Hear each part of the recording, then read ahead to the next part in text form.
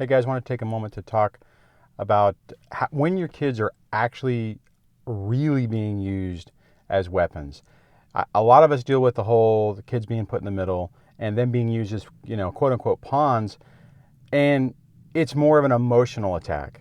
The typical scenario is the kids are in the middle and they're basically pushing your buttons because the ex is saying something, or provoking them, or, daddy lets me get away with this, or mommy lets me do that type of thing. There is a situation where it crosses a line and where the kids realize that they have power and control and can be vindictive to you by including other people. We talked about this in the live stream the other day, and it's a really tough situation because as soon as your kids get weaponized, right? I mean, typically they're pawns, but when they're weaponized, and what I mean by that is whenever they are threatening you to call Child Protective Services, are going to the school and saying, you're not feeding them, you're not, let's say they go in and they don't have a coat, and, mommy's not giving me a coat or daddy's not giving me a coat, that type of thing.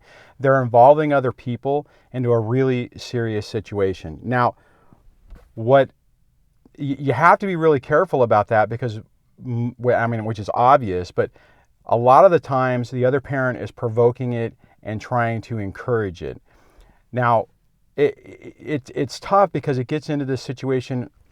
I talk a lot about that good cop, bad cop scenario, and this is where the risk is if there's really not a bipolar, but if there's a polarizing difference between the two households or the two people, and if your kids are being geared to think that you're all bad, then this is the type of scenario that can happen. And it's a really tough one to fight. I mean, you can start by sitting down and trying to talk to your child and say, look, you're not telling the truth, but you have to be careful because more than likely it could potentially amp it up. But that's your first step, is to sit down and actually have a conversation with your kid and say, look, this isn't right. Obviously you're angry, something else is going on, let's talk about it. But trying to tell other people things that aren't true isn't helping anybody's situation. So what exactly you're trying to do. The second part about that, if your kids are doing this, I would highly encourage you to get them into therapy. You need to have an advocate, not necessarily an advocate, but you need to have somebody that the kid could talk to, who can also basically help you as a family to deal with this situation. And you have to get this under control, because if this gets out of control, and as soon as the kid realizes that they can actually use these other things, basically then your child is triangulating you with the other parent and with school resources, or even potentially Child Protective Services. It's a really tough, bad situation. During the live stream the other day, I had mentioned a story about when I was growing up. My mom, being a police officer, was dealing with a situation where that was happening. A single parent was being effectively harassed, and in this situation their child was older, was in their teens, and was basically like, well, you're going to do this, or I'm going to call Child Protective Services and say you're beating me, you're hurting me, or whatever. And and part of all of this is, well, one, as a younger kid, they don't really understand the ramifications. An older child understands what they're doing, and they're playing that stupid little manipulative game because they assume that you're not going to call their bluff and say, okay, fine, you want to do that, let Child Protective Services take you, you can go into foster care and have a better life that way. And it's a disaster, right? So your best bet is to try to nip that in the bud as quickly as possible. You're not going to do it with anger and ultimatums. You're going to have to try to break through to them in an emotional and logical way, to where they understand that the game they're playing is pretty messed up. I think a therapist would really help with that, and you're really in a bad situation. I mean, and ultimately, here's the thing: Our whole goal is to help our kids and try to make their lives better through this. But there comes a time when you have to basically make an objective decision on what is best for your overall environment and the way to move forward. I mean, to be perfectly honest, I think if I was in that situation, if my kids started playing that game where they were making accusations and they were trying to pull other people in to be in my to interfere or intervene, is a better word, in our environment. Honestly, guys, I think if I was to take a step back and see that I had one of my kids that was destroying the overall environment and increasing the stress level for everybody, I probably in that situation would go ahead and agree to let them just live with the other parent if that's what they wanted to do. I would try what I said, though. I would try talking to them directly. I would work with them with the therapist to try to come up with, like what's really going on. I mean, is it just an attention ploy? Are they trying to get you to pay attention or trying to get you to do something?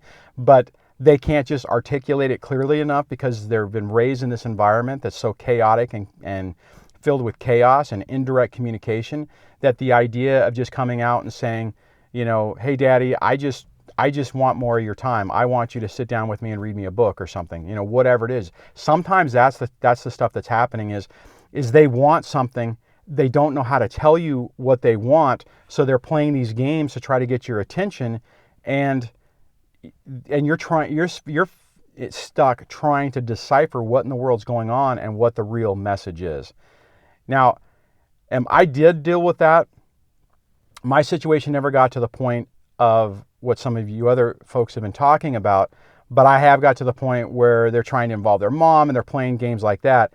To be perfectly honest, probably if the ex was a little bit smarter on this, she probably would have encouraged them to complain to other people to try to build the case. Now, I don't know if my kids would actually have fallen for that because I did have a pretty good relationship with them in the beginning, but maybe so. I think what helped me in my situation is I think the ex realized or thought that she was going to win. Moms always get the child, dads always get weekend, every other weekend. And with her having majority, full custody, majority custody, that she would be able to move leave the state, which would have pushed me out even farther. And I think in a lot of ways that's helped me because I think she assumed that she had already won and wasn't trying to be more vindictive. So if you have somebody who maybe has a more realistic view of the family court system and understands that if all things are equal, it's probably going to be 50-50, then they might play these other type of games. But you have to try to do something to address it right from the beginning. And it's tough. I mean, I'm telling you, when I was going through my situation, it wasn't easy conversations.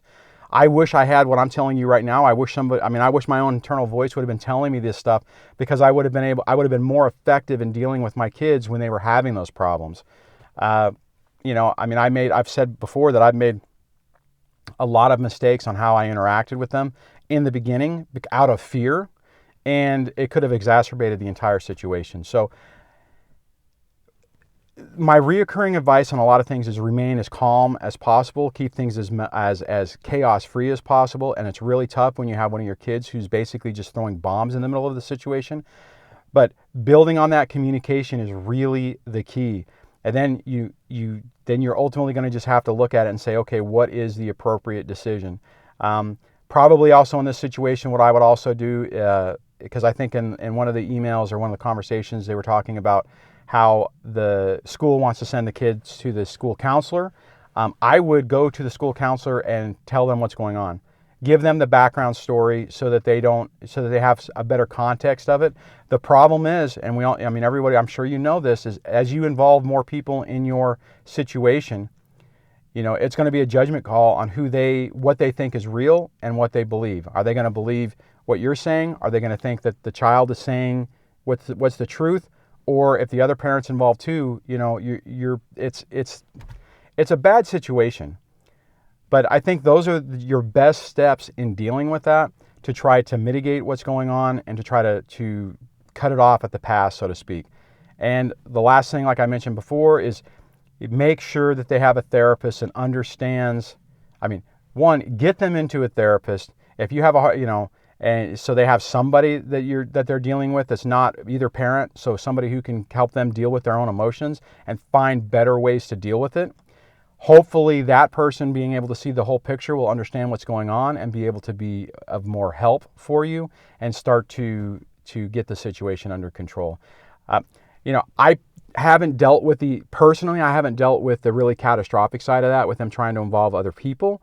The children, the ex, I have said that the ex did try to do that, but fortunately it didn't work. But a lot of these things are just, it's like it's a hair balance, and they can go either way, and you have to be really careful how you interact and how you're dealing with it to make sure it doesn't tip against you.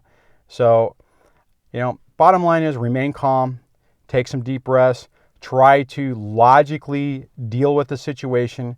When you feel yourself getting emotional about it, which you absolutely are going to get emotional about it, try to slow yourself down and take an objective look at things and approach it systematically to try to nip it in the bud. I have been successful in that. Things did ramp up. Things ramped up with my son, with my middle daughter. Things really haven't gotten out of control with my youngest daughter yet, but she's only 12. So that's potentially still possible. And basically what I'm talking about are the techniques and the skills that I use to ramp it back down, get things under control, calm things down to try to get them basically back under control. And I was effective in doing that, but it wasn't easy. It was not easy, and it didn't happen fast. It took time, and that's it. This is like a long game type of situation. So just hang in there, take those deep breaths, reach out and get the resources you need to help you, and just keep an objective view on it, and then pick your way forward that's the best for your situation. At some point, if this was, like I said earlier, if this got really bad and one of my kids were doing it, I probably would say, honey, are you really wanting to live with mom or dad, or with your dad, with your mom? And if they said yes, I would say, run down the conversation. Why is that? You don't want to go in there and guilt them. Well, I'll miss you too, and that type of stuff. You want to say, okay, well, why? What's the deal? What could we do to make things better, to better? And I wouldn't necessarily agree with it immediately, but ultimately, if that's the best course of action to keep your environment sane and stable, you ultimately have to do that. So I don't know. I'm going to have to review this video because maybe this isn't, this is really a tough topic, a really tough subject. Absolutely not easy. I've been thinking about this for a few days, and let me know what you guys think, and I'll chat with you on the next video. Take care.